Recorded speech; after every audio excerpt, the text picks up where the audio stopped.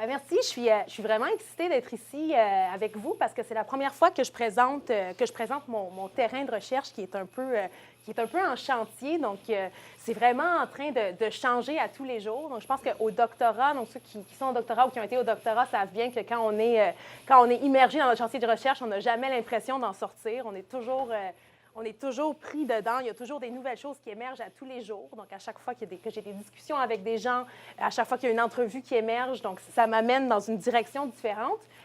Donc, je suis super contente de vous présenter où le projet en est pour le moment. Et j'espère qu'on va pouvoir discuter après. J'aimerais ça peut-être faire une présentation qui dure une heure et quart pour qu'on ait 45 minutes de discussion par la suite, parce que je serais curieuse d'entendre ce que vous avez à dire. Comme Lynn le disait, j'ai travaillé sur mon mémoire de maîtrise sur la commodification des figures lesbiennes dans la culture populaire. Donc, comment est-ce que le lesbianisme est récupéré à des fins de divertissement. Donc, par exemple, je travaillais particulièrement sur la télévision populaire, des séries comme The L Word, mais aussi Grey's Anatomy, Pretty Little Liars, donc toutes ces grandes téléséries américaines qui mettent en scène toujours le même type de lesbiennes qui s'intègrent parfaitement dans l'environnement hétéronormatif, extrêmement féminine et qui plaisent au regard autant des hommes que des femmes. Donc, c'est là-dessus que portait ma recherche, puis j'ai continué de travailler un peu là-dessus au début de mon doctorat. Donc, encore une fois, comme je disais, aujourd'hui, c'est la première fois que je présente ma recherche doctorale, puis je suis super contente d'être ici avec vous. Donc, ma recherche s'intitule « Identification lesbienne, queer et autres » ou « Identification des femmes qui aiment les femmes ». Donc, je jongle encore beaucoup avec comment aborder ça de façon la plus inclusive possible. Dans l'espace montréalais, identité, étiquette et autodéfinition. Donc, juste avant de plonger un peu plus directement dans ma recherche, je voulais juste me positionner en tant que chercheuse. En tant que chercheuse dans le milieu des sciences sociales, je trouve que c'est un peu difficile de parler de neutralité, donc d'essayer de faire une recherche neutre. Donc, mon but, c'est vraiment pas de décrire ça veut dire quoi être lesbienne, ça veut dire quoi être queer, ça veut dire quoi être pansexuel, ça veut dire quoi être bisexuel. Donc, je m'intéresse vraiment au vécu, aux significations que les femmes qui aiment les femmes accordent à leurs propres expériences. Et je trouve ça difficile. Bon, comme ça fait partie de ma vie, donc ça fait 12 ans que je suis immergée dans les communautés lesbiennes et queer. Moi-même, je me définis comme lesbienne. Donc, au début, je pensais faire une recherche un peu plus, disons, objectivement neutre, mais je me suis rendu compte au fil de mes réflexions, de mes discussions avec des collègues, avec ma directrice de recherche, que ce n'était pas vraiment possible de faire une recherche neutre. C'est pour ça que je me suis tournée davantage vers l'auto-ethnographie, donc une source de réflexivité axée sur le vécu, donc une méthodologie de la proximité, une manière normale, spontanée, naturelle, quasi instinctive d'approcher le monde, de l'interroger et de le comprendre. Donc, entre autres, ça fait 1 an que je tiens un journal de bord. Donc, je suis beaucoup investie dans différents événements lesbiens et queer à travers les discussions que j'ai avec différentes personnes. Il y a beaucoup de choses qui émergent et que je trouve particulièrement intéressantes à intégrer dans ma recherche. Donc, encore une fois, je n'essaie pas de faire une recherche qualifiée de neutre, mais une recherche qui s'inspire de mon propre vécu. Donc, une recherche qui me replace aussi dans les identifications lesbiennes et queer. C'est pour ça que je trouve assez important de me contextualiser avant de commencer la recherche, parce que je ne pense pas que c'est possible de faire une recherche où est-ce qu'on n'a pas le biais, une recherche aussi personnelle, où est-ce qu'il n'y a pas le biais de la personne. Et je me suis rendu compte aussi, même au fil de mes discussions, de mes entrevues avec certaines personnes, que parfois mon propre biais à propos de ma propre étiquette influençait la façon dont j'abordais les gens, influençait la façon dont je tournais les questions. Et donc, j'ai dû me questionner aussi beaucoup par rapport à ma propre position dans les communautés lesbiennes queer. Donc, simplement contextualiser un peu, j'ai fait ma première tentative de coming out à l'âge de 16 ans quand j'ai eu ma première copine, mais j'ai rouvert la porte du placard, fermé la porte du placard pendant quelques années parce que j'étais dans un environnement extrêmement hétéronormatif.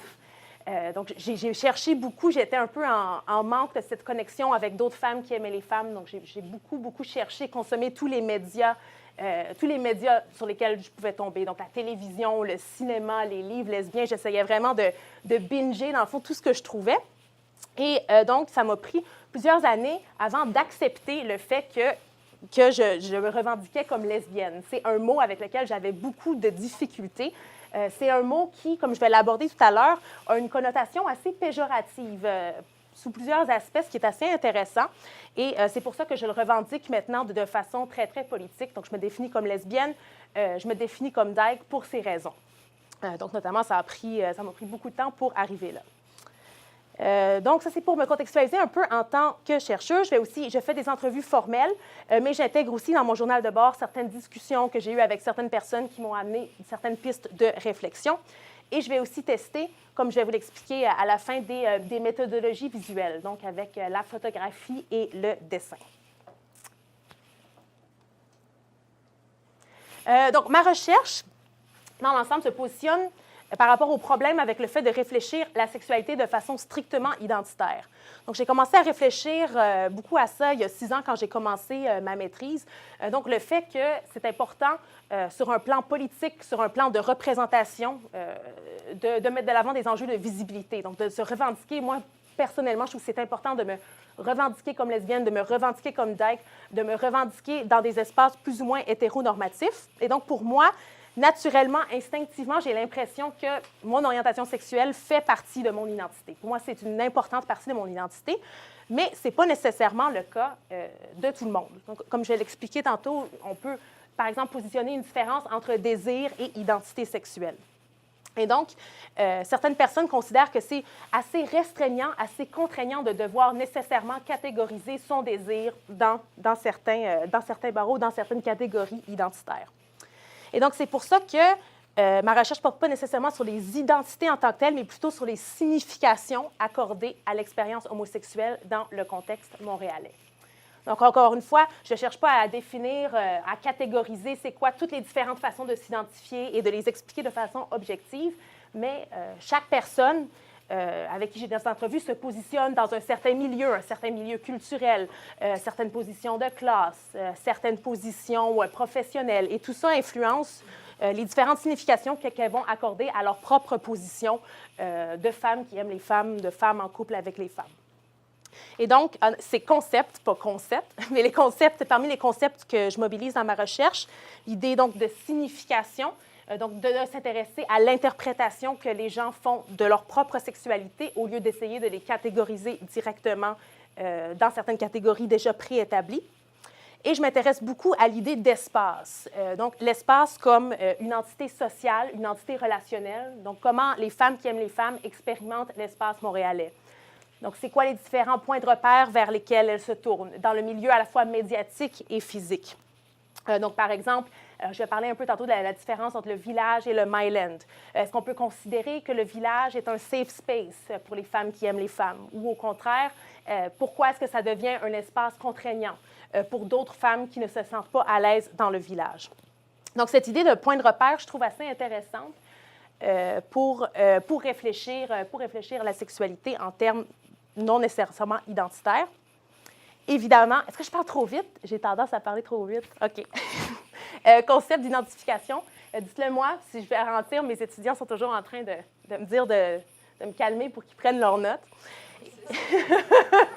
S'il vous plaît.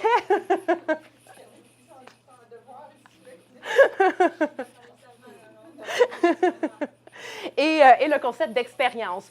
Donc, cette idée que chaque femme expérimente quelque chose de différent. Donc, tout ça est ancré un peu dans une théorisation qu'on appelle le standpoint theory, donc de valoriser le point de vue des gens sur qui on fait la recherche au lieu, encore une fois, d'essayer de décrire objectivement une certaine réalité. Donc, pour commencer à définir certains paramètres dans lesquels je réfléchis ma recherche, il y a notamment la question du désir versus identité, qui m'intéresse beaucoup. Donc, comme j'expliquais au début, pour moi-même, ma sexualité est très, très, très identitaire. Donc, je me revendique comme lesbienne, c'est une grande partie de moi, alors que pour d'autres personnes, c'est vraiment pas nécessairement le cas. Certaines personnes ne se sont jamais posé la question de façon identitaire, ne veulent pas rentrer dans une catégorie, impression que ça change tout le temps, que c'est fluide et que c'est simplement la personne avec qui ils sont et on ne veut pas se restreindre. Donc, on ne veut pas restreindre le désir qui est fluide dans certaines catégories parce que ça l'empêche de bouger, ça l'empêche de s'attacher aux objets de désir qui l'intéressent. Alors que, par exemple, comme parmi une des entrevues que j'ai faites, pour cette personne, la sexualité n'est pas fluide, c'est plutôt très situationnel prédisposée d'une certaine façon. Elle dit que c'est contextuel, ça dépend de la façon dont elle s'est socialisée. Et pour moi, ça ne va jamais changer. Je ne vais jamais aimer les hommes. Et donc, parmi les 5 entrevues formelles que j'ai faites jusqu'à présent, deux des femmes que j'ai interrogées étaient très adamant, adamant. C'est quoi en français, adamant? Très convaincues? Oui, convaincues que, dans le fond, elles n'aimeront jamais les hommes. Leur désir, pour elles, n'allait jamais changer, n'était pas fluide, même si elles reconnaissaient que, pour d'autres personnes, le désir était évidemment plus fluide. Et donc, il y a différentes façons de théoriser l'objet de l'homosexualité. Je vais commencer par faire, peut-être dans les premières 20 minutes, juste expliquer un peu c'est quoi les différentes théorisations qui ont été développées dans les 30-40 dernières années à propos de l'objet de l'homosexualité avant de rentrer de façon un peu plus concrète dans ma recherche. Donc, l'homosexualité peut être abordée en deux grandes catégories. Donc, ça, c'est très généraliste comme explication. Mais il y a la perspective plus essentialiste. Donc, l'homosexualité comme un phénomène universel, donc un phénomène qu'on retrouve partout à travers le monde, qu'on retrouve partout à travers toutes les époques. Une orientation prédéterminée qui a toujours existé. Donc, par exemple, ici, on peut faire référence à certaines perspectives qui essaient de trouver la cause médicale de l'homosexualité, le gène de l'homosexualité, ou même à certains slogans comme « Born this way ». Donc, on est né comme ça, c'est simplement la façon dont on est. Alors que, de l'autre côté, il y a des perspectives plus constructivistes qui reconnaissent la nature contextuelle de l'homosexualité, notamment en examinant les variations dans les significations qui lui sont socialement attribuées et les diverses conceptions des individus engagés dans l'activité homosexuelle.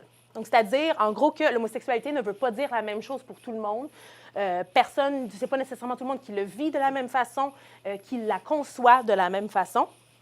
Et donc, il y a cette citation d'un théoricien, Jeffrey Weeks, que je trouvais particulièrement intéressante. « Toute pratique sexuelle est une combinaison de possibilités discursives, de culture, d'idéologie, de signification psychologique et aussi d'agentivité, personal agency, qui s'articule avec ce qui est possible pour le corps. » Donc, ce n'est pas simplement quelque chose de naturel qui est en nous.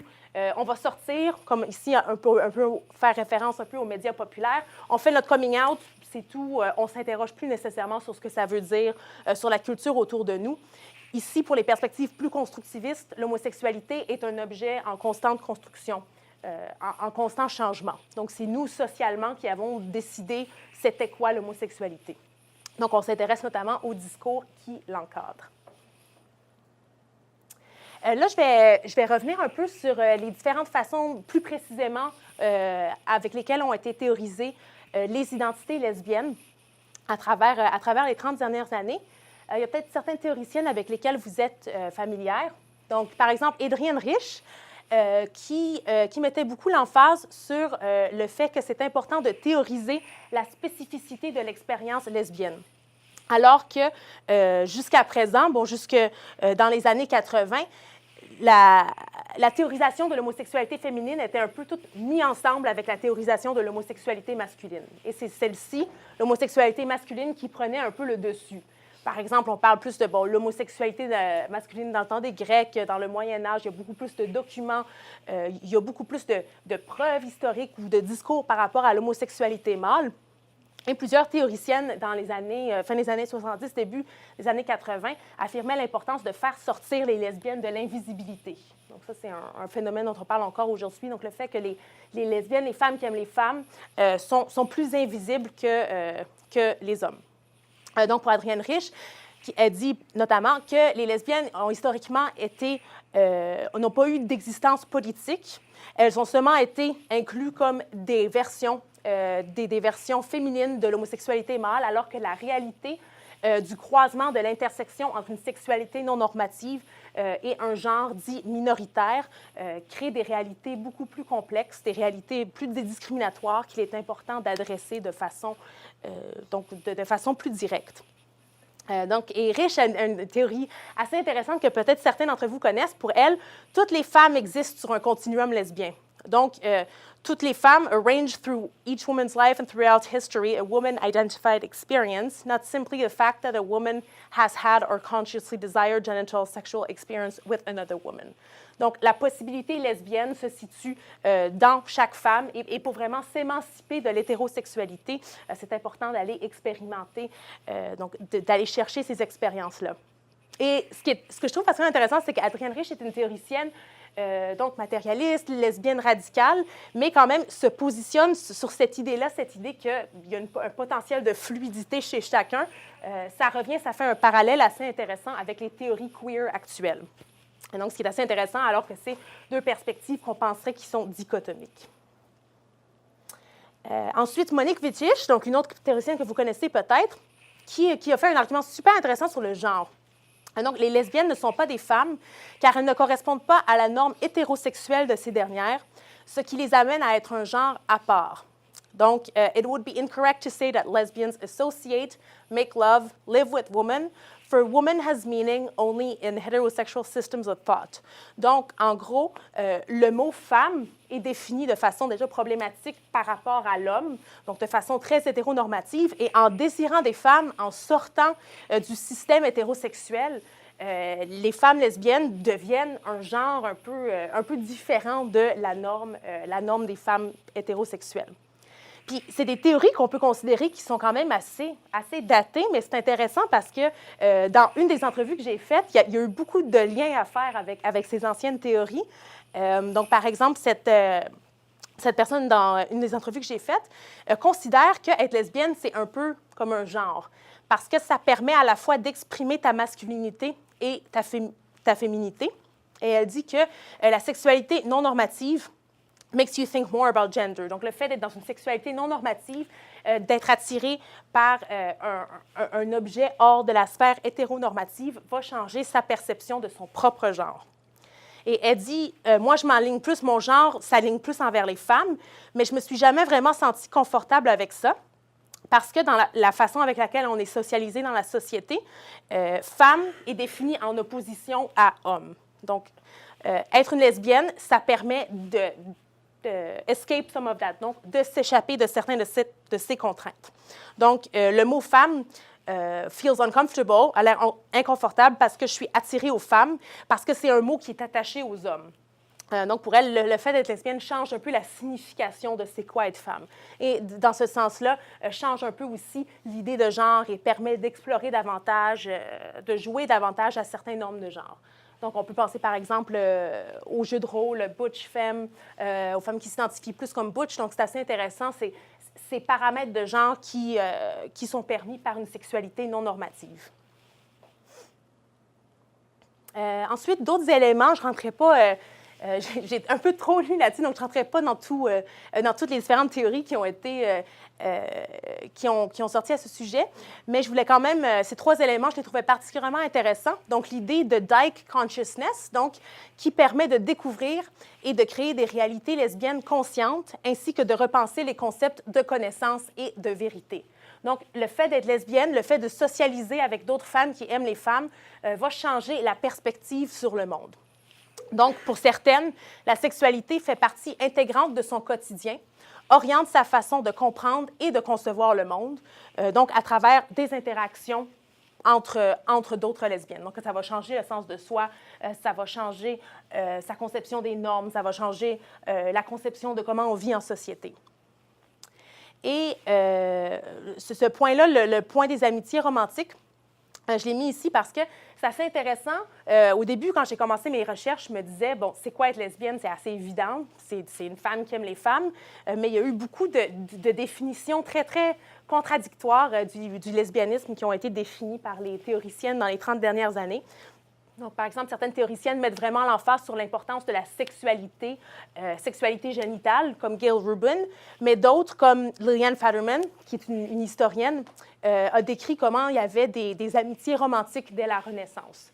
Et donc, pour elle, l'élément qui est important dans la façon de définir c'est quoi être lesbienne, c'est l'attachement, le bond entre deux femmes, au lieu de s'intéresser à la sexualité en tant que telle. Donc, ça aussi, c'est assez intéressant parce que, jusqu'à un certain point, ça évacue la dimension sexuelle qu'on considère souvent d'abord et avant tout dans les identités lesbiennes. Donc, un autre point intéressant dans la théorisation des identités lesbiennes, c'est l'importance d'appartenir à un groupe de lesbiennes ou un groupe de femmes queer. Donc, l'aspect sociopolitique et de sous-culture qui va cadrer le vécu lesbien. Donc, le fait d'avoir une identité consciente, une identité sexuelle consciente de ce que ça veut dire. Donc, par exemple, dans une de ces entrevues-là, elle explique pourquoi est-ce que c'est le fun d'être entre femmes qui aiment les femmes. Comme je n'ai pas besoin de me justifier, on peut juste relaxer. On a certains référents culturels qui sont les mêmes. Donc, mais en même temps, je déteste les lesbiennes. Elles sont dramatiques et quand on est dans un groupe de lesbiennes, ça devient incestueux. Donc, c'est assez intéressant. Je pense que ceux qui font partie aussi de la communauté lesbienne et ou queer savent que c'est en effet parfois le cas. Ça peut devenir assez intense. C'était drôle parce que quand je suis allée chez ma coiffeuse la semaine passée, elle me disait qu'elle a plein d'amis de femmes qui aiment les femmes, qu'elle les appelait femmes qui aiment les femmes, donc elle n'a pas utilisé le terme lesbienne ou queer. Elle dit « Ah, je comprends pas comment vous faites, c'est triplement plus dramatique, c'est terrible, moi, je ferais jamais ça de ma vie. » Donc, ça, c'est assez intéressant. Donc, à l'opposé, donc pour passer un peu, là, j'ai parlé des théories, des premières théories lesbiennes un peu plus radicales. Et donc, pour passer à ce qu'on appelle la pensée queer aujourd'hui, la pensée queer sort un peu de cette catégorisation identitaire et veut plutôt repenser le sujet et repenser le relationnel. Donc, repenser la sexualité, repenser la façon dont on connecte aux autres en dehors de certaines catégorisations.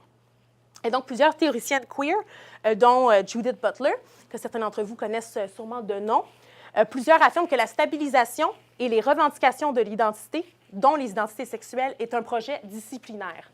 Parce que ça te force à entrer dans une certaine catégorie et ça va restreindre d'emblée ton désir ou les différentes possibilités. Et ça, c'est quelque chose qui résonnait un peu avec moi parce que j'en parlais un peu toujours dans cette optique d'auto-ethnographie avec certaines autres amies. Donc, entre lesbiennes, quand on socialise entre lesbiennes, on aime bien parler parfois du fait qu'on n'est pas du tout attiré par les hommes. Donc, c'est un point qu'il y a en commun, mais c'est sûr que de se revendiquer comme lesbienne, donc de façon politique, de façon très, très, comme pour moi, c'est très, très important de mettre de l'avant le fait que oui, il y a des femmes qui ne sont pas attirées par les hommes. Oui, c'est possible de juste être satisfaite par des femmes, mais de parler du fait qu'on a peut-être eu du désir une fois envers un homme, c'est quelque chose qui devient un peu problématique parce que ça ne rentre pas dans cette catégorie identitaire. Donc ça, c'est une discussion assez intéressante que j'ai eue dans certains cercles. Donc, la pensée queer met l'accent sur la déconstruction des binarités et des catégorisations, recherche des nouveaux modes relationnels qui ne vont pas positionner l'homosexualité comme autre. Donc, il faut être homosexuel, hétérosexuel ou bisexuel. C'est plus compliqué que ça, ça flotte un peu partout et il ne faut pas se positionner, donc d'après certaines théoriciennes queer, dans ces catégories qui sont très restrictives. Puis, un des concepts théoriques qui permet de repenser un peu cette catégorisation, c'est le concept de performativité. Donc, de repenser la sexualité en termes non essentialistes, mais plutôt comme une performance. Donc, l'homosexualité est un effet de pratique significative. Donc, identity effect that concentrates in certain body. Donc, comme Judith Butler dit, on va performer le genre, on va performer la masculinité, on va performer la féminité. C'est la même chose avec l'homosexualité. Donc, c'est une question de performance et pas une question d'une identité essentialiste qui ne change pas. Donc, les catégories identitaires, pour certains penseurs queer, sont conçues comme des instruments de régulation qui vont orienter les performances et qui vont poser des contraintes au lieu de constituer la seule possibilité d'émancipation. Donc, par exemple, on est obligé de faire un coming out, on est obligé de s'étiqueter comme autre, on est obligé de dire « oui, moi, je suis homosexuel donc pour pouvoir être accepté dans la société. » Donc, essayer de rentrer dans la norme, de se faire réaccepter par la société en s'étiquetant, en se mettant de l'avant et en faisant un coming out. Donc, l'idée de coming out est critiquée dans certains cercles queer. Et par exemple, ça laisse de côté cette question intéressante dans certaines communautés lesbiennes, certaines lesbiennes consomment de la porn gay, la porn entre deux hommes. Donc, il y a plusieurs filles déjà qui m'ont dit que c'était le cas pour elles parce que la porn lesbienne est trop fake. C'est pas satisfaisant. C'est très difficile de trouver de la vraie porn lesbienne. Elles ne sont pas attirées par la porn hétérosexuelle. Et la porn gay, même si elles ne sont pas techniquement attirées par le corps des hommes, a quelque chose de plus réel, de plus raw, de plus vrai. Et donc, c'est assez intéressant de concevoir la sexualité, donc en termes non identitaires, permet de passer à travers ça et de regarder différentes façons d'être attiré par différents objets. Donc, de s'intéresser aux pratiques sexuelles et non de s'arrêter aux catégories qui les encadrent. Donc, il y a aussi toute cette idée que l'orientation sexuelle ne devrait pas simplement être définie en fonction de l'objet de désir, donc en fonction de est-ce que tu aimes les hommes ou est-ce que tu aimes les femmes. Certaines personnes aiment davantage certaines pratiques sexuelles. On peut penser à certaines pratiques fétichistes. Donc, c'est pas l'objet de la personne n'est pas le sexe, pardon, de la personne n'est pas important. C'est plutôt les pratiques sexuelles qui les définissent, qui considèrent important dans leur quotidien. Donc, ici, il y a l'idée de fluidité, de contingence, de multiplicité de la subjectivité, le soin en constante formation, en constant changement qui revient. Pour finir avec la critique queer, donc, qui critique les identités sexuelles parce qu'ils sont critiques de l'inclusion des bons homosexuels blancs, monogames, de classe moyenne dans la sphère mainstream. Donc, il faut faire son coming out, il faut montrer qu'on est un citoyen normal, qu'on n'est pas déviant pour se faire accepter donc, dans la sphère de tous les jours. Donc, on peut simplement rejoindre les normes hétéronormatives au lieu de déconstruire le système hétéronormatif. Donc, certains théoriciens plus radicaux, comme Léo Bersani, proposent de repenser l'homosexualité en termes de homoness, donc un mode de connexion qui célèbre le mot en chacun de nous. Donc, ce potentiel d'homosexualité en chacun, au lieu de s'arrêter à une dichotomie entre homosexualité et hétérosexualité. Donc, en gros, de se questionner sur le mode relationnel au lieu de s'arrêter à circonscrire un objet ou un sujet homosexuel. Donc, l'orientation sexuelle va être perçue comme une identification aux autres, un processus à travers lequel le désir s'attache aux gens. Et se désidentifier des catégories rigides, pour Bersani, implique de se laisser tenter par toutes les formes de plaisir. Donc, par exemple, quelqu'un qui se définirait politiquement comme lesbienne et qui ne voudrait pas en déroger pourrait se laisser tenter une fois par un trip à trois avec deux hommes, sans que ça change comment elle se sente dans la vie de tous les jours. Bon, donc, cette idée de désidentification, par exemple, est assez intéressante. Je vais y revenir tout à l'heure. Et donc, il y a une différence entre l'identité sexuelle et displacing an active curiosity about the fantasies and identifications that have helped to constitute certain sexual preferences. Donc, mettre l'accent sur la curiosité, sur les fantaisies, sur le fait que tout est toujours en fluctuation, au lieu, encore une fois, d'essayer de définir de façon plus fixe l'homosexualité versus l'hétérosexualité, ce qui reproduit, selon eux, des contraintes du système hétéronormatif. Donc, parce qu'il faut s'étiqueter comme autre, il faut s'étiqueter comme homosexuel pour ensuite être accepté par la société.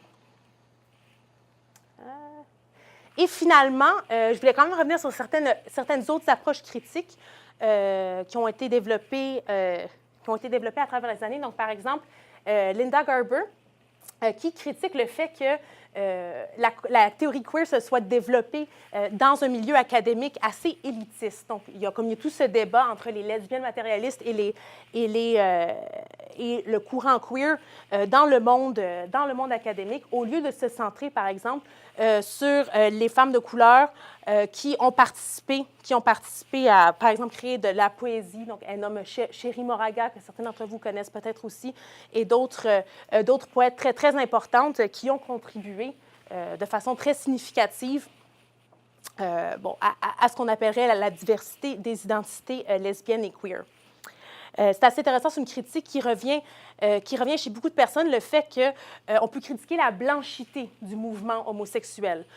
Donc, cette idée, par exemple, qu'on dit que l'homosexualité a commencé avec Stonewall, et ensuite on parle des grandes figures qui ont réussi à s'émanciper, mais c'est souvent des personnes blanches, des personnes de classe moyenne, au lieu de mettre l'accent, par exemple, sur les femmes transracisées qui ont participé, dans le fond, à tous ces mouvements contestataires dans les années 60-70. Donc, cette idée qu'il y a une certaine blanchisation du mouvement LGBTQ et que c'est important d'essayer de regarder en dehors de cette histoire qu'on a créée. José Esteban Munoz va un peu dans ce sens avec le concept de désidentification. Donc, ce qui est super intéressant en contrepartie à l'identification, parce qu'au lieu de parler du fait qu'on va s'identifier à des figures populaires, on va se reconnaître dans des personnages à la télévision, pour lui, c'est le contraire. Donc, on refuse et on négocie certains codes de définition hégémonique. Donc, par exemple, des représentations mainstream très blanches, cisgenrées, de classe moyenne. Et donc, pour lui, de voir ces figures-là, au lieu de créer un sentiment de « je me sens représenté », va créer une certaine colère, un certain refus, une certaine négociation et va, au lieu de le faire s'identifier, se désidentifier de ce qu'on considère être l'homosexualité dans la culture populaire, dans la culture de tous les jours. Donc, ce concept de désidentification, je trouve particulièrement intéressant, notamment pour naviguer la culture populaire qui est assez problématique. Ah oui, juste avant de... Bien là, j'ai terminé un peu un petit historique, une historique très, très générale des différentes façons d'aborder l'objet de l'homosexualité. Je vais vous présenter la théoricienne que moi je préfère, une théoricienne que j'admire beaucoup et qui m'a beaucoup aidée à naviguer. C'est quoi l'orientation sexuelle? C'est quoi être lesbienne sans réfléchir à ça de façon essentialiste? Donc, pour moi, vous ne serez peut-être pas d'accord, puis je serais curieuse d'entendre ce que vous avez à dire à ce sujet. Son approche a réussi à concilier la particularité de l'expérience lesbienne sans la restreindre à des catégories trop identitaires. Donc, elle travaille avec la phénoménologie, donc qui est une approche qui réfléchit l'orientation sexuelle dans l'espace, donc en lien avec l'espace.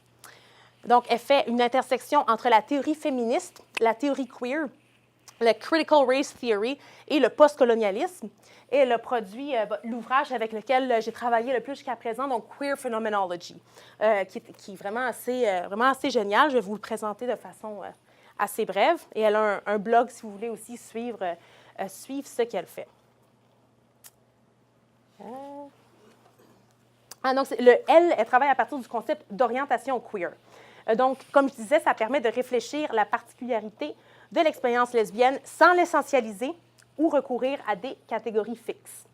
Donc, c'est un concept qui va autoriser une lecture de la sexualité en rapport avec la spatialité et les affects, abordant comment le corps lesbien expérimente l'espace différemment de par son orientation vers des objets de désir non conventionnels. Donc, pour elle, être lesbienne, c'est une expérience très, très sociale et elle repense le désir comme une forme d'action qui va transformer les corps et les mondes. Et donc, ça, je pense que la raison pourquoi ça a autant résonné avec moi, donc cette force du désir, ce fait qu'on est porté en tant que femme qui aime les femmes de chercher d'autres points de repère, d'aller chercher ailleurs cette force du désir, ça me rappelle mes premières expériences. Donc, par exemple, quand j'avais 18 ans, j'habite dans la banlieue. Ça prenait 2 heures pour se rendre au centre-ville en autobus, mais j'avais tellement un désir, une curiosité de découvrir le monde lesbien. J'avais aucune amie qui aurait été intéressée, j'aurais pas pu leur en parler. Donc, j'ai pris l'autobus, puis je me suis rendue dans le party lesbien de la Fierté. Puis là, je me disais, si je rencontre personne avec qui je peux rentrer, je vais m'asseoir dans un Tim Hortons, puis je vais attendre le prochain métro jusqu'à 7 heures du matin. J'étais tellement déterminée d'aller rencontrer d'autres filles, d'aller explorer ce monde-là que ça m'a fait sortir complètement de ma zone de confort. J'ai vraiment cherché loin pour réussir à satisfaire, dans le fond, ce désir et cette curiosité. Et donc, c'est pour ça que je pense que cette phrase-là en particulier, je la trouve particulièrement forte. « We become lesbians in the proximity of what pulls ». Donc, cette recherche de désir, c'est presque un désespoir de chercher d'autres personnes qui nous ressemblent, d'essayer de se sentir moins seul dans un environnement très hétéronormatif et contraignant. Donc, pour Ahmed, lesbians have different points of arrival, different ways of inhabiting the world. Donc, par exemple, si j'avais été hétérosexuelle, j'aurais peut-être jamais j'aurais jamais eu besoin d'aller faire ça pour aller satisfaire une certaine envie, une certaine curiosité. Et donc, ce n'est pas une identité fixe socialement établie qui va créer un sentiment d'appartenance chez les femmes qui s'identifient comme lesbiennes ou queer. On ne fait pas juste adopter une identité lesbienne et queer, tout va bien, on se sent bien, on a fait notre coming out, mais c'est plutôt une orientation qui est pas dans la norme, une orientation qui nous amène à rechercher d'autres personnes qui partagent une expérience marginale du désir. Donc, qui fait en sorte qu'on va développer un sentiment de c'est quoi être pas dans la norme, c'est quoi être une femme qui a des tendances sexuelles non normatives. Donc, elle, au lieu de penser aux identités lesbiennes en termes fixes, Ahmed propose de regarder comment lesbians tend towards other lesbians. Donc, comment on se retrouve, comment on parle, comment on socialise et comment le désir lesbien va être formé en contact avec d'autres et comment ce désir va faire différents points de connexion qui vont être différents de si on avait vécu une vie hétéronormative et qu'on avait suivi les lignes qui nous sont prescrites, donc les lignes normatives du désir. Donc, c'est ça. Donc, elle regarde comment les corps, pour elle, c'est toute une théorie phénoménologique, donc qui étudie comment les corps se dirigent de certaines façons dans l'espace, donc en lien avec l'espace. Donc, l'orientation sexuelle affecte comment le corps se dirige et comment le corps expérimente l'espace, comment le corps expérimente le social. Donc, au lieu d'essayer de simplement catégoriser, encore une fois, certaines identités fixes, de voir comment le désir est une forme d'action qui change, qui change, qui dirige les corps dans l'espace. Et donc, les orientations vont changer, pas seulement comment on habite l'espace. Donc, par exemple, j'habite dans le village, si je sors, moi, personnellement, je préfère ne pas aller dans des endroits trop hétéronormatifs. Donc, être lesbienne va changer comment j'expérimente l'espace montréalais. Mais comment est-ce qu'on va appréhender ce monde avec d'autres personnes? Donc, comment est-ce qu'on dirige notre énergie? Où est-ce qu'on dirige notre attention? Donc, encore une fois, pour revenir à ma propre expérience, quand j'avais 18-19 ans, mon énergie et mon attention étaient dirigées à consommer tous les médias possibles lesbiens que je pouvais trouver. Et je sais que c'est le cas avec d'autres personnes aussi avec qui j'ai parlé. Donc, ce désir, presque, encore une fois, presque un désespoir d'aller chercher des figures qui nous ressemblent. Parce que le monde autour de nous est orienté donc, de façon relativement hétéronormative. Et c'est assez intéressant, c'est un élément qui revenait souvent dans certaines discussions, comment c'est difficile d'accepter de ne pas être dans la norme. Donc, on ne se situe pas dans la norme, donc on se sent un peu à l'extérieur de la norme et on essaie de naviguer. Ça veut dire quoi, ne pas être dans la norme? Et c'est là que ces différents points de connexion, les différentes relations avec d'autres femmes entrent en ligne de compte. Donc, ça, c'est la théorie, personnellement, qui me parle le plus pour décrire ma propre expérience. Je serais curieuse de savoir ce que vous en pensez par la suite. Et c'est à partir de cette théorie que j'ai formulé les trois questions qui dirigent ma recherche. Donc, je vous les présente tout de suite, puis à la fin, j'aimerais qu'on revienne sur ces questions-là pour les 45 dernières minutes. Donc, je serais curieuse d'entendre comment vous commenceriez à répondre à ces questions-là. Donc, la première, c'est quelle importance est accordée à l'orientation sexuelle dans la définition de soi? Donc, pour certaines personnes, ce n'est pas important. Pour certaines personnes, c'est très important. Comment les femmes lesbiennes, queer et autres, ici je dis tout le temps lesbiennes et queer à des fins de facilité, perçoivent-elles l'impact de leur orientation sexuelle dans leur façon de comprendre, d'expérimenter le monde et d'entrer en relation avec autrui? Donc, c'est quoi les expériences que ça a fait en sorte... c'est quoi les expériences vers lesquelles certaines femmes se sont dirigées de par leur orientation sexuelle? Une seconde question qui m'intéresse beaucoup, notamment par rapport à l'espace, par rapport à l'idée de point de repère, c'est comment et quel réseau, quel lieu, quel discours, images, normes sont interprétés et mobilisés. Donc, comment les identifications lesbiennes, queer et autres se forment à la fois à partir du et dans le milieu virtuel, donc des réseaux virtuels, discussions en ligne, applications de rencontres, représentation médiatisée. Donc, c'est quoi qui apparaît utile pour les femmes à qui je parle, et dans le milieu physique. Donc, les bars, les événements lesbiens, les lieux de rassemblement. Donc, comment est-ce que tous ces différents points de repère font en sorte que les femmes vont s'identifier ou vont vivre la vie de tous les jours? Et finalement, une troisième question. Quels objets discursifs et matériels encadrent ces pratiques d'identification, d'appartenance ou d'orientation? Donc, c'est quoi les symboles, c'est quoi les images, c'est quoi le langage qui va être mobilisé dans la discussion de leur perception de soi? Donc, comment est-ce qu'on se perçoit? C'est quoi qui est important dans la façon dont on perçoit sa sexualité, dont on perçoit l'impact de sa sexualité sur le monde qui nous entoure? Donc, j'ai formulé un peu cette question-là pour sortir du cadre un peu restrictif de simplement « dites-moi c'est quoi votre identité, comment vous définissez votre identité », mais d'essayer de repêcher c'est quoi les différents éléments qui vont informer la perception de soi. Parce qu'évidemment, au début, j'avais posé des questions beaucoup plus restrictives par rapport à l'identité, par rapport à « décrivez-moi votre identité », et j'avais été un peu rebutée par certaines personnes qui me disaient « mais moi, j'ai pas une identité lesbienne, j'ai pas une identité queer, c'est pas comme ça que je le vois, je vois pas ça de façon identitaire ». Et donc, j'ai vraiment retransformé un peu mon processus de questionnement par rapport à ça.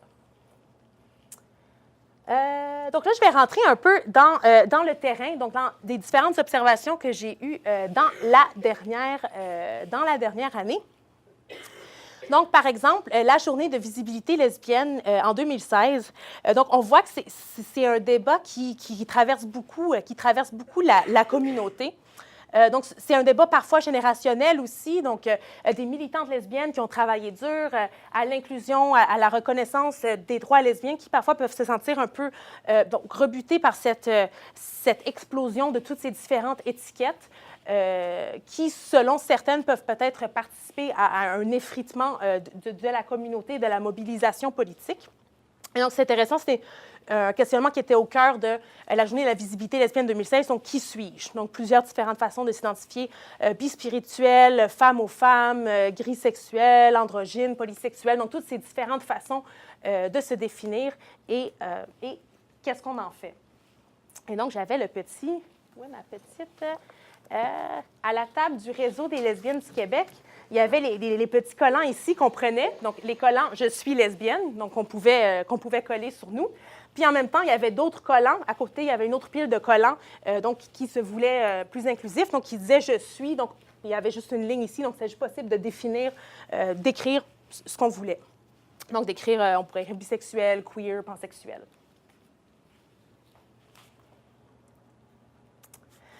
Et donc, à travers mes entrevues, j'ai commencé à m'intéresser beaucoup à pourquoi certaines revendiquaient davantage le terme lesbienne, pourquoi certaines revendiquaient davantage le terme queer. Ce qui est revenu par rapport à l'usage du terme lesbienne dans certaines des entrevues et de ma propre conception également, c'est que certaines personnes ont pris longtemps à se l'approprier. Donc, pour moi, par exemple, et pour deux autres personnes aussi, ça a pris des années avant d'être capable de dire en public « je suis lesbienne ». Parce qu'il y a une connotation, je vais y revenir après, il y a quand même une connotation assez péjorative associée à ce mot-là. Une optique de visibilité aussi. Donc, les collants ici étaient évidemment émis dans une optique de visibilité, donc pour essayer de contrer l'invisibilité des femmes lesbiennes, donc notamment dans le village qui est quand même assez orienté vers des hommes blancs cisgenres. Donc, c'est un mot difficile à accepter, c'est pourquoi je veux le revendiquer, quelque chose qui est beaucoup ressorti dans une de mes entrevues. Certaines personnes disent que c'est plus utile dans certains contextes plus conservateurs. Et donc, c'est assez intéressant. Une des discussions que j'ai eues disait que si elle se situe avec ses parents, si elle est dans un milieu avec sa famille en région, elle va utiliser le terme lesbienne parce que c'est plus clair, on sait ce que ça veut dire.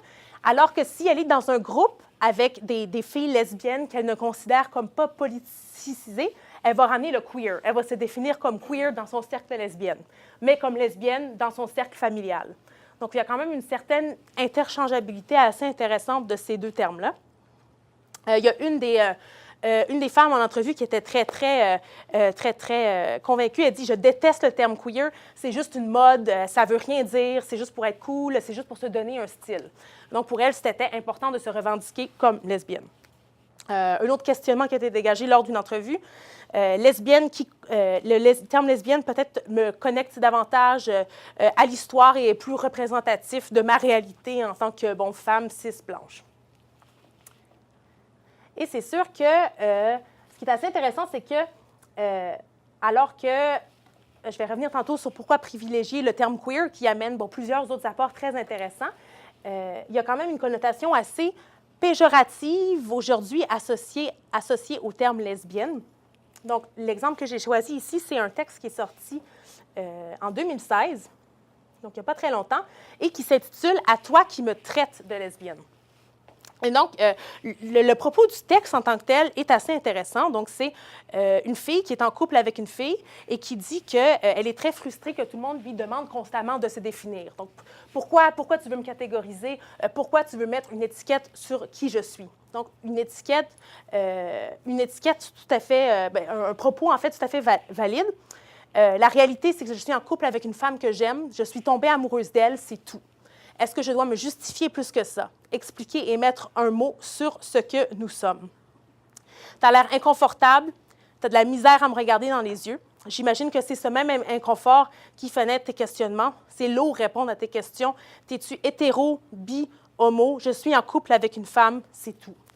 Et donc, un texte qui est très évocateur de cette frustration, donc de ce besoin de se catégoriser, donc qui rentre dans un argumentaire plus queer, mais qui, en même temps, mobilise dans son titre le mot « traiter », qui est quand même assez péjoratif. Donc, si on le définit, Larousse 2017, donner à quelqu'un un qualificatif péjoratif, comme on l'a traité d'incapable. Ça, c'était la définition du Larousse. Donc, c'est quand même intéressant. Donc, on voit clairement une tension, encore un certain usage péjoratif. Lesbienne peut être associé encore à une certaine insulte, encore de nos jours, dans certains cercles. Sur se définir versus ne pas se définir, j'avais fait un focus group, donc un groupe de discussion qui a donné des résultats assez intéressants entre 3 répondantes. Donc, la répondante 2 et 3 s'identifient, non, pardon, la répondante 1 et 3 s'identifient comme lesbiennes, sont très, très à l'aise avec le mot lesbienne. Et la répondante 1 c'est elle qui avait fait le propos sur le fait qu'être queer, c'est juste une mode, ça ne veut rien dire. Elle est très, très, très engagée avec le mot lesbienne. Alors que la répondante 2, qui se définirait, si elle avait à se définirait comme bisexuelle, était un peu frustrée que quand les 3 répondantes sortaient toujours ensemble, la répondante 1 et 3 disaient tout le temps « Ah, on est lesbienne, on est entre lesbiennes » et faisaient toujours des jokes de lesbiennes et disaient « Moi, je me sens pas... » Elle se sentait un peu invalidée par ce refus des 2 autres répondantes de reconnaître le fait qu'elle n'était pas lesbienne. Donc, la répondante 2 disait « Moi, je ne veux pas me mettre dans une boîte. Pourquoi est-ce que je devrais me mettre dans une boîte? J'en ai pas besoin, je ne suis pas définie par ça. » La répondante 1 disait parce qu'il faut expliquer qu'on existe, il faut qu'on se rende visible. Moi, j'ai l'air straight, j'ai l'air très féminine, donc je pense que c'est très important de faire en sorte que notre présence est reconnue. Je suis lesbienne, c'est quoi le problème avec ça? Et donc, l'autre répondante dit je ne suis pas confortable avec ça. Pour moi, je m'en fous. C'est correct si tu veux te définir, mais ne le force pas sur les autres, ne le force pas sur moi. Et l'autre répondante essayait de trouver un peu un juste milieu. Donc, il faut voir le franglais de ce groupe de répondantes. Tu peux juste vivre ta vie, tu peux juste aimer qui tu veux. Tu n'as pas besoin de penser en termes de catégories, c'est peut-être dépassé. Donc, ça, c'est cette idée de est-ce que c'est dépassé de se définir? Est-ce qu'on a encore besoin de se définir? Et l'autre répondante qui dit on vit dans un monde très straight, tous les gens autour de moi sont très straight, donc oui, il faut le rendre visible, c'est juste qui je suis. Et dans une autre entrevue avec une autre répondante, sur cette même question d'avoir une étiquette ou pas, elle me dit je suis très frustrée envers les gens qui ne veulent pas se définir parce que c'est un privilège. Pour moi, en grandissant, donc cette personne a grandi au Texas et ensuite est venue à Montréal. Pour moi, en grandissant, c'est difficile de se réconcilier sans avoir une étiquette. Ça rend les choses beaucoup plus difficiles. Donc, j'adore les étiquettes, j'adore le mot dyke, j'adore le mot queer, j'adore le mot lesbienne. Et donc, elle avait toute une discussion assez intéressante du fait que de dire que c'est dépassé d'utiliser des étiquettes témoignait de certains privilèges, ne reconnaissait pas nécessairement le fait que dans certains milieux plus conservateurs, dans certains milieux régionaux, on n'était peut-être pas rendu là. Donc, c'est une discussion, c'est une tension assez intéressante. Et sur les raisons de préférer le terme queer, donc certaines répondantes disaient qu'elles préféraient le terme queer parce que c'est plus politisé, ça implique un questionnement sur le genre. Donc, ça sort un peu d'un certain essentialisme de la féminité et ça remet aussi en question le fait qu'il y a un genre féminin et un genre masculin. Donc, le terme queer englobait d'autres questionnements, donc de l'ordre du genre. Queer comme un terme plus englobant, préféré par les plus jeunes parce qu'il est moins contraignant. Ici, c'est assez intéressant sur l'idée de contraignance. Le terme queer est plus inclusif, c'est plus le fun à dire. Je préfère ça. Le mot lesbienne est plus restreint parce que de dévier du mot lesbienne de quelque façon que ce soit, j'ai l'impression que c'est plus authentique. Donc, il faut agir d'une certaine façon pour pouvoir se définir comme lesbienne. D'autres personnes disaient que c'est relativement interchangeable pour certaines. Certaines personnes disaient peu importe, la discussion ne semble pas pertinente. Et d'autres disaient, et ça c'est mon cas aussi, ça varie selon le contexte, quel terme utiliser. Donc c'est sûr, moi aussi comme une des répondantes, je préfère utiliser le terme lesbienne dans certains contextes plus conservateurs, mais lorsque je suis déjà dans des cercles qui connaissent un peu la tension entre les termes lesbienne et queer, je trouve que le terme queer peut aussi être également intéressant à revendiquer. Finalement, le terme bisexuel ou l'étiquette bisexuelle, je ne parlerai pas de toutes les étiquettes sexuelles ici parce que non seulement ce n'est pas nécessairement le but de ma recherche, mais qu'on n'a pas le temps de tout faire ça. Donc, contextualité, pour les deux personnes que j'ai interrogées, m'expliquaient que pour elles, la bisexualité change et fluctue avec le temps. Ce n'est pas nécessairement 50-50. Pour une des répondantes, c'était 70-30, mais ça peut changer. La connexion que tu cherches avec les gens dépend de comment tu changes. Et cette répondante se définissait comme homo-affective, donc c'est-à-dire qu'elle était sexuellement attirée par les hommes et les femmes, mais ne se voyait en couple pour le moment seulement avec des femmes. Elle dit « ça dépend ce que je recherche dans un moment. Je ne pense pas à l'autre sexe quand je suis en couple. Ça change dans le contexte. Il y a une façon différente d'être quand on est avec une fille, c'est normal, c'est une grosse partie de sa vie, mais ça ne veut pas dire que ça ne peut pas changer après. » Donc, cette répondante était en couple pendant 5 ans avec une fille et m'expliquait comment ça avait changé sa perception de soi, ça avait changé sa vie, mais que pour elle, c'était normal. Donc, sa sexualité était plus ou moins contextuelle. Elle me disait, peut-être que dans 5 ans, je préférais être avec des hommes, peut-être que dans 10 ans, je préférais être avec des femmes. C'est quelque chose qui fluctue. Et qu'elle trouvait particulièrement important de corriger l'invisibilité, de dire qu'elle était bisexuelle parce que sinon, ce serait comme effacer une partie de soi, mais que pour elle, ce n'était pas politique, mais personnel. C'était une façon de s'identifier, de se connecter aux autres. Sa sexualité est personnelle et de dire qu'elle est soit lesbienne ou hétéro parce qu'elle est en couple avec un homme en ce moment ou avec une femme en ce moment, effaçait une partie de sa sexualité. Et elle ajoutait qu'elle est redevable aux activistes, aux gens queer, aux gens qui en faisaient un but personnel, mais que ce n'était pas pour elle. On a eu une discussion assez intéressante aussi sur la biphobie dans les communautés lesbiennes et queer. Donc, par exemple, il y a une des filles qui disait moi, je ne coucherais pas avec des filles bi. Et l'autre qui rétorque c'est quoi, tu vas demander un minimum d'expérience, il faut qu'elle te prouve qu'elle a couché genre 80% avec les filles, 20% avec les gars pour que tu puisses coucher avec elle. Donc, discussion, une tension assez intéressante. Et l'autre essayait d'expliquer la biphobie en disant que historiquement, dans la représentation, on demeure toujours insatisfaite parce qu'on revient avec un gars. Donc, pour moi, le problème était de l'ordre du politique, que l'autre personne puisse profiter des avantages de l'hétérosexualité, alors que les lesbiennes sont toujours stigmatisées.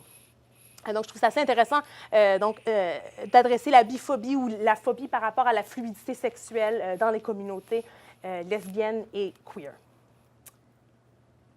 Sur le fait de s'afficher, donc, j'ai certains amis qui étaient comme, pourquoi tu as choisi cette photo-là qui est vraiment pas professionnelle pour une conférence? Mais c'est une photo que j'avais prise durant la fierté, où est-ce que j'avais porté ma petite étiquette « Je suis lesbienne ». Et j'ai trouvé ça assez intéressant Parce que je me suis rendue dans certains espaces, j'ai quitté un peu je vais parler tantôt de comment l'espace montréalais se transforme durant la fierté, mais j'ai été donc j'ai été au dépanneur dans un coin un peu plus conservateur avec mon étiquette et je me suis vraiment fait rentrer dedans par plusieurs personnes, les 3 personnes qui travaillaient au dépanneur puis qui me disaient « Mais pourquoi tu portes ça? Ça n'a pas rapport, ça sert à rien. » Puis il y avait vraiment une sorte de... Je me suis vraiment sentie mal à l'aise. J'avais quasiment envie de cacher mon étiquette, mais en même temps, ça a généré une discussion assez intéressante. Je leur ai dit, mais tu sais, c'est pour la visibilité, c'est pour contrer l'invisibilité. Et là, ils ont fait un propos un peu à la Éric Duhem. Donc, il fallait que je le plug au moins une fois, là. Donc, c'est dépassé, vous pouvez être qui vous voulez, ça sert à rien. Donc, bon, ça aussi, c'est une tension toujours assez intéressante à explorer. Eh boy. Finalement, le dernier grand point après, je vais vérifier s'il est quelle heure, je ne veux juste pas qu'on perde de temps. 7 heures, 19 heures. OK, parfait. Donc, je vais finir à peu près dans 15 minutes pour qu'on engendre peut-être sur une discussion. Je serais super curieuse d'entendre ce que vous avez à dire. Donc, comme je disais, je travaille beaucoup à partir des espaces, des lieux, de cette idée de point de repère. Et donc, certaines observations durant la fierté 2016, je regardais comment l'espace urbain se transforme un peu.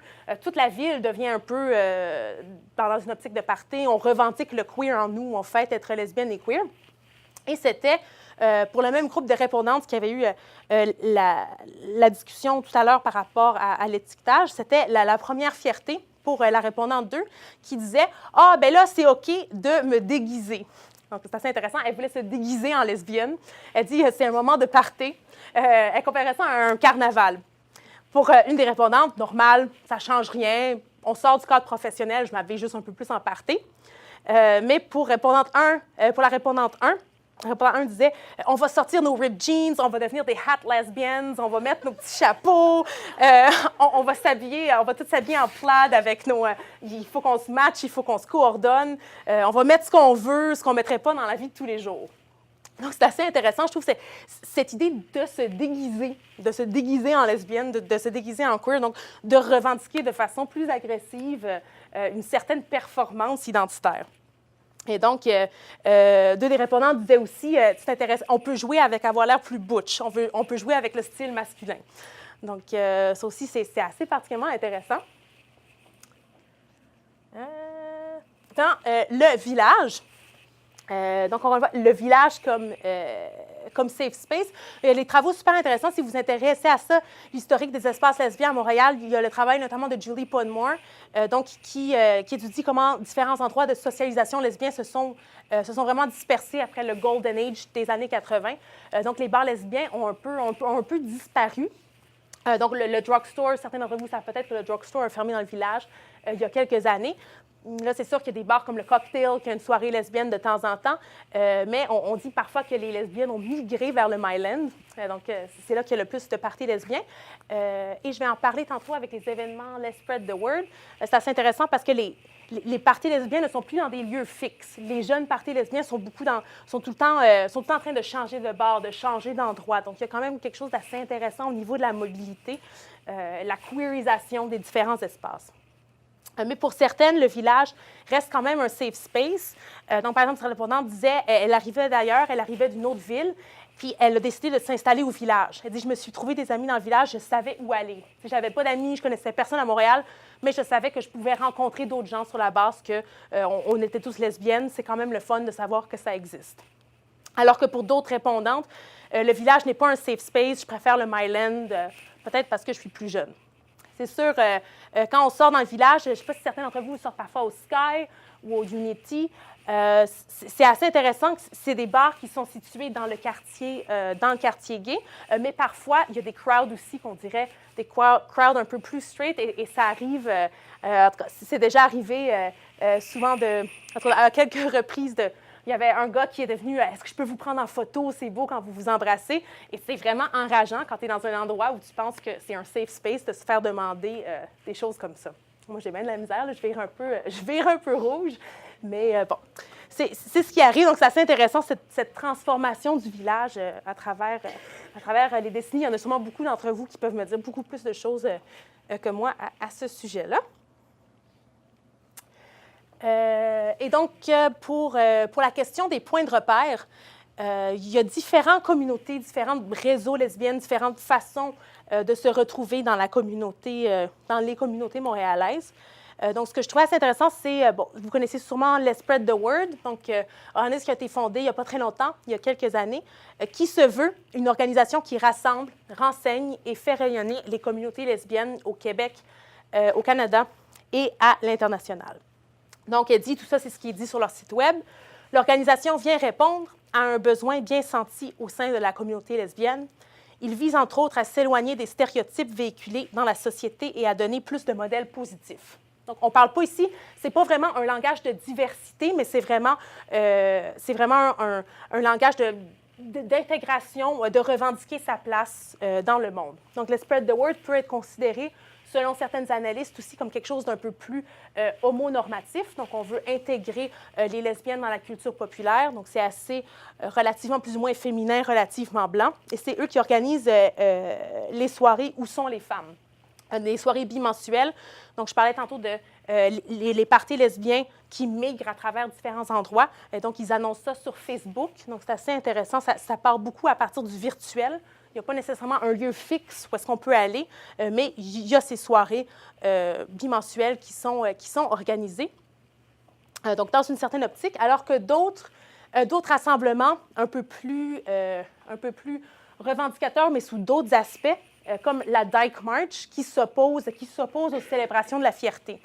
Donc, c'est une marche qui se revendique anticapitaliste, qui se revendique très diversifiée, donc rassembler toutes les variantes de l'expérience, qu'elles soient vécues par les personnes lesbiennes, queer, bi, trans, spirituelles ou intersexes, qui cherchent davantage à lancer un message d'inclusion et de célébration de la diversité de la communauté lesbienne. Nous invitons les alliés à s'identifier à l'aide d'autocollants. Et donc, la Dyke March, qui, elle, critique un peu l'absorption un peu capitaliste, un peu mainstream de la fierté. Donc, vous savez tous que, dans la parade de la fierté, il y a souvent plus de chars, d'annonces de Viagra, des banques, des grandes organisations que de revendications politiques. Et c'est une des choses que des rassemblements comme la Dyke March vont critiquer. Et donc, à chaque année, depuis 2 ans, c'est intéressant parce que les 2 marches se passent un peu en même temps. Donc, dans la même période, il y a la marche Let's Spread the Word lesbienne qui est intégrée dans la fierté et celle du Réseau des lesbiennes du Québec. Et à l'inverse, il y a la Dyke March. Il y a aussi d'autres points de repère. Ici, j'en parlerai pas longtemps parce que je n'ai pas encore interrogé des personnes qui font partie de ces réseaux-là. Mes entrevues formelles s'en viennent à ce sujet-là. Mais il y a l'organisation Arc-en-Ciel d'Afrique, une organisation LGBT afro-caraïbéenne. Donc, ils organisent notamment un festival de cinéma à chaque année, Massimadi. C'est vraiment un organisme qui fait des choses assez extraordinaires. Et il y a un autre rassemblement des communautés queer arabo-musulmanes, Al-Masir. Donc, d'autres points de repère qui sortent un peu de la blanchité un peu mainstream des organisations à Montréal. Et finalement, point de repère médiatique. Donc, j'ai posé beaucoup de questions par rapport aux différents référents culturels que les femmes lesbiennes, queer ou autres avaient entre elles. Bien entendu, The L-word revient tout le temps dans plusieurs discussions. Mais certaines étaient beaucoup plus critiques par rapport à la culture populaire. Donc, pour elle, une des répondantes, par exemple, disait que la culture lesbienne populaire, pour elle, était faite à des fins très, très hétéronormatives. Donc, pour plaire aux hommes, pour plaire à un large public. Et donc, pour elle, il n'y avait rien à retrouver dans la culture populaire qui lui ressemblait. Donc, elle allait chercher beaucoup plus dans des références culturelles un peu plus indépendantes, faites, par exemple, par des cinéastes lesbiennes ou queer pour des personnes queer ou lesbiennes. Et les points de repère médiatiques, pourquoi je ne parle pas seulement des points de repère physiques, mais je trouve important de parler des points de repère médiatiques parce que les lieux commencent à changer beaucoup. Donc, par exemple, les soirées Où sont les femmes? Encore une fois, je disais, il n'y a pas un bar c'est difficile de trouver un bar fixe où est-ce qu'on sait qu'à chaque soir, il va y avoir des événements lesbiens. C'est des lieux qui migrent un peu, qui sont annoncés sur la plateforme Facebook. Donc, si on ne fait pas partie de ces réseaux médiatiques, parfois, ça devient difficile de s'y retrouver. Donc, ça prend quand même un certain temps, je trouve, pour être capable de s'y retrouver, de connecter sur toutes les différentes possibilités identitaires ou possibilités d'exploration identitaire qui sont offertes sur les réseaux virtuels. Et finalement, beaucoup de filles se retrouvent sur des dating apps. Donc, il y a bien sûr Tinder, d'autres apps comme ça plus conventionnelles, mais il y a aussi l'app Her. Donc, c'est une dating app faite essentiellement par des femmes pour des femmes. Et ce qui est intéressant sur cette app, c'est qu'on peut choisir son étiquette. Donc, on peut choisir comme quand la seule chose qu'on voit, à part la photo de la personne et son âge, c'est son étiquette. Donc, si elle se définit comme queer, lesbienne, pas d'étiquette. Et je me pose pas mal de questions sur qu'est-ce qui fait en sorte que quelqu'un va préférer quelqu'un qui s'identifie comme lesbienne ou va préférer quelqu'un qui s'identifie comme queer. Donc, tout ça, c'est un questionnement que je trouve aussi très intéressant. Je vais terminer. La suite de ma recherche, je vais faire plusieurs entrevues. Je vais faire une quinzaine, vingtaine d'entrevues encore donc dans la prochaine année. Donc, je vais essayer de rejoindre des femmes qui aiment les femmes le plus diversifiées possible. Donc, pour essayer d'éviter de faire une recherche un peu trop homogène. Mais une autre méthode que je cherche à développer, c'est les méthodologies visuelles. Donc, ce que je trouve assez intéressant, donc de prendre en photo des points de repère qui ont été importants dans votre expérience, dans votre vécu. Ces points de repère peuvent être des lieux, des personnes, des anciennes photographies, des screenshots d'Internet ou tout autre élément que vous trouvez pertinent. Donc, cette méthode de recherche, ça s'appelle la photo-élicitation. Donc, de demander des photographes de prendre des photos, ce qui permet d'analyser les différences dans l'expérimentation de l'espace, donc notamment les enjeux de pouvoir. C'est une méthode qui est utilisée pour générer de l'évidence sur la façon à travers lesquelles certaines positions sociales ou relations sont produites par ou pour différentes expériences urbaines. Donc, de faire en sorte que des personnes produisent leur propre image, c'est une méthode assez intéressante parce qu'on sort du cadre formel des entrevues. Puis je me suis posé beaucoup de questions par rapport à l'utilité des entrevues formelles. C'est sûr que c'est la méthode privilégiée en méthode qualitative, mais c'est sûr que les entrevues formelles se passent dans un certain moment, dans un certain cadre. Donc, on va comprendre, on va parler à quelqu'un. Elle va nous raconter ce qu'elle ressent sur le moment, ce qu'elle pense sur le moment, mais tout est tellement en constant changement. Si vous êtes comme moi, vous changez peut-être d'opinion souvent. Vous êtes tout le temps en train de vous questionner, de vous remettre en question, de changer. Donc, je trouve que les entrevues formelles sont utiles, mais que c'est important aussi d'aller chercher quelque chose en dehors de ces entrevues-là pour essayer d'avoir des résultats de recherche un peu plus ancrés dans la fluidité du quotidien. C'est pour ça que je fais notamment le journal de bord, parce que je trouve qu'à travers certaines discussions plus authentiques, plus sur le moment, sur le coup, je vais parfois avoir des résultats, des pistes plus intéressantes que dans les entrevues formelles, où est-ce qu'il y a un certain cadre rigide qui peut parfois empêcher le processus réflexif. Et c'est pour ça que, notamment, la photographie, je pense, va être particulièrement intéressante parce que ça engendre le corps aussi. Ça fait en sorte de mobiliser le corps dans un processus réflexif au lieu de simplement parler par le discours dans une entrevue formelle. Donc, d'essayer de chercher des nouveaux éléments qui vont se révéler aux répondantes qui, elles-mêmes, n'y auraient pas pensé. Donc, si l'exercice n'est pas trop cadré et met l'accent sur le laisser-aller. Donc, plus un processus de libre réflexion pour essayer d'engendrer un processus réflexif. Et donc, si vous voulez participer, s'il y en a qui veulent participer à la suite ou à cette expérience dans les prochaines années, je serais contente de prendre vos coordonnées dans la prochaine année, pardon. Et je voulais... Ah oui, par exemple, bon, la murale, un des points de repère qu'on pourrait prendre en photo, ce serait la murale lesbienne, première murale lesbienne à Montréal sur la rue Masson. Et je voulais... je trouvais important de par ma position de chercheuse aussi. Donc, je ne pense pas transmettre un savoir objectif. Donc, ça, c'est un peu ma recherche en chantier, ma recherche en construction. Donc, tous les différents éléments qui ont émergé au fil des 2 dernières années. Donc, je voulais qu'on termine la dernière demi-heure, dernière 45 minutes sur une discussion. Donc, j'ai remis mes questions et je serais très curieuse d'entendre ce que vous avez à dire sur ces questions ou si vous avez des critiques à formuler par rapport à ce que j'ai dit, s'il y a certaines choses que j'ai dit que vous trouvez choquantes ou que vous trouvez pas utiles, ou je prends critique comme je prends élément de réponse.